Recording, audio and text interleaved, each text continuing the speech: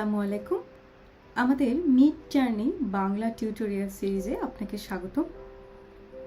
আজকে আমরা mid journey ব্যবহারের টার্মস অ্যান্ড কন্ডিশন নিয়ে একটু কথা বলবো। কেন এটা গুরুত্বপূর্ণ? কারণ বর্তমানে এআই এর যে একটা ব্যবহার শুরু হয়েছে, এআই অবশ্যই আমাদের অনেক কাজ সহজ করে তুলছে, কিন্তু এর সাথে সাথে আমাদেরকে এআই ব্যবহারের সাথে একটা সতর্কতা বজায় রাখতে হবে। এআই যখনই আমরা ব্যবহার করছি, আমাদেরকে এই এআই এর ব্যবহার সঠিকভাবে করতে হবে এবং অবশ্যই আমাদের এটা নিশ্চিত করতে হবে যে এআই দিয়ে তৈরিকৃত যে কোনো জিনিস, আমাদের মিড জার্নির ক্ষেত্রে আমাদের ছবি, সব কিছুরই যেন একটি সঠিক ব্যাখ্যা থাকে।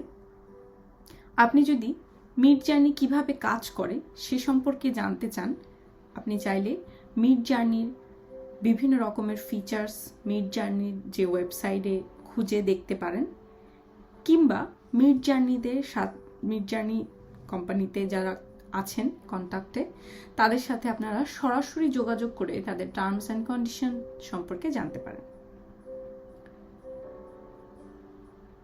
অনেক ক্ষেত্রেই বলা হয় AI, the use of AI should be transparent।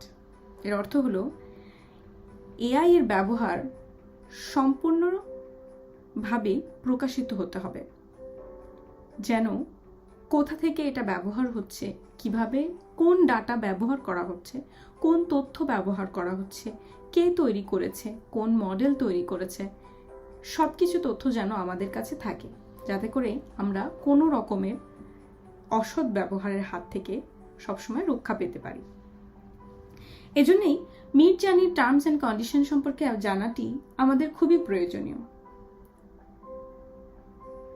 এই ভিডিওতে আমরা মিড জার্নি ব্যবহারের শর্তগুলি সম্পর্কে জানব। যেমন, আপনার তৈরি করা ইমেজটির মালিক কি আপনি? মিড জার্নি কিভাবে মিড জার্নিতে তৈরি করা ছবিগুলো আপনি কি বাণিজ্যিকভাবে ব্যবহার করতে পারেন? কোন ধরনের কন্টেন্ট তৈরি করাটি মিড জার্নিতে নিষিদ্ধ? এ ধরনের কন্টেন্ট যদি আপনি তৈরি করেন মিড জার্নি, তাহলে আপনার অ্যাকাউন্টটিকে বন্ধ করে দিতে পারে। এজন্যই যদি আমরা একটি একটি করে আসি, তাহলে মিড জার্নি দিয়ে তৈরিকৃত ছবির মালিক কে? যদি আপনি মিড জার্নির ফ্রি প্ল্যান ব্যবহার করে থাকেন, তাহলে মিড জার্নি আপনার তৈরিকৃত ছবির মালিক। আর যদি আপনি পেইড প্ল্যান ব্যবহার করে থাকেন, তাহলে আপনার তৈরিকৃত ছবির মালিক আপনি, এবং এই ছবি আপনি যে কোনো জায়গায় ব্যবহার করতে পারেন। মিড জার্নিতে সব ধরনের ছবি তৈরি করা যায় না। অনেক সময় হয়তো আপনি একটি দুটি প্রম্পট দিয়ে কোনো একটা নিষিদ্ধ ছবি, নিষিদ্ধ কন্টেন্ট তৈরি করে ফেলতে পারেন, কিন্তু সঙ্গে সঙ্গেই মিড জার্নি সেটা ট্র্যাক করবে এবং সে মিড জার্নি আপনার অ্যাকাউন্টটি বন্ধ করে দেওয়ার ক্ষমতা রাখে। সো আমাদের জানতে হবে যে মিড জার্নিতে কোনো রকমের হিংস্র ছবি, অবৈধ কন্টেন্ট, ঘৃণা, বৈষম্যমূলক কন্টেন্ট, পর্নোগ্রাফি বা অনৈতিক কন্টেন্ট বা ব্যক্তিগত তথ্য প্রকাশ করে এমন কন্টেন্ট তৈরি করা যাবে না। আপনি চাইলেই মিড জার্নিতে হুবহু আরেকজন মানুষের ছবি তৈরি করতে পারেন না, কিংবা আরেকজন মানুষের ছবি ব্যবহার করে আরেকটা ছবি এডিট করতে পারেন না। এগুলো মিড জার্নিতে নিষিদ্ধ।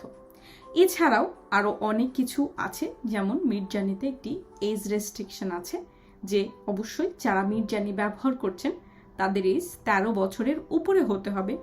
13 বছরের নিচে যদি কেউ মিড জার্নির অ্যাকাউন্ট তৈরি করে মিড জার্নি ব্যবহার করে থাকে, তাহলে তার প্যারেন্টসকে তার অ্যাকাউন্টের জন্য আসলে রিপ্রেজেন্ট করা হবে। এমন অনেক কিছুর রাইট সম্পর্কে ডিটেলসে মিড জার্নিতে এখানে বলা আছে। আপনি চাইলে পুরো ডকুমেন্টসটি সুন্দরভাবে পড়ে, কিংবা আপনার যদি ইংরেজিতে পড়তে সমস্যা হয় আপনি এই কন্টেন্টটি নিয়ে চ্যাটজিপিটি ব্যবহার করতে পারেন। চ্যাটজিপিটি পুরো বাংলাতে সুন্দরভাবে ট্রান্সলেট করে দেবে। সো আপনি তখন এখান থেকে টার্মস অ্যান্ড কন্ডিশনগুলো পুরোপুরি জানতে পারবেন। আরেকটা বিষয় হলো মিডজার্নি তৈরিকৃত ছবি আমরা বাণিজ্যিকভাবে ব্যবহার করতে পারবো কিনা। হ্যাঁ, আপনি যদি একটি পেইড প্ল্যানে মিডজার্নিতে ছবি তৈরি করে থাকেন আপনি চাইলে সেটা বাণিজ্যিকভাবে ব্যবহার করতে পারেন।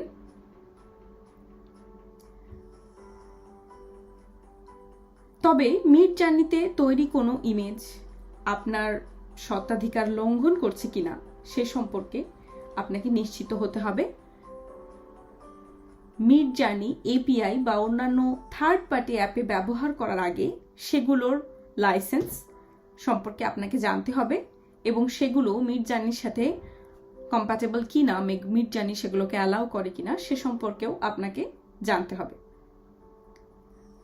মূলত আমরা মিডজার্নিতে ছবি তৈরি করার সময় অবশ্যই খেয়াল রাখবো যেন আমরা এমন কোনো অনৈতিক ছবি তৈরি না করি এবং মিডজার্নি থেকে ছবি তৈরি করে যে মূল কথা হচ্ছে যে কারো কোনো ক্ষতি হয় কিংবা কারো কোনো ব্যঙ্গ হয় এমন কোনো কন্টেন্ট আমরা তৈরি করব না।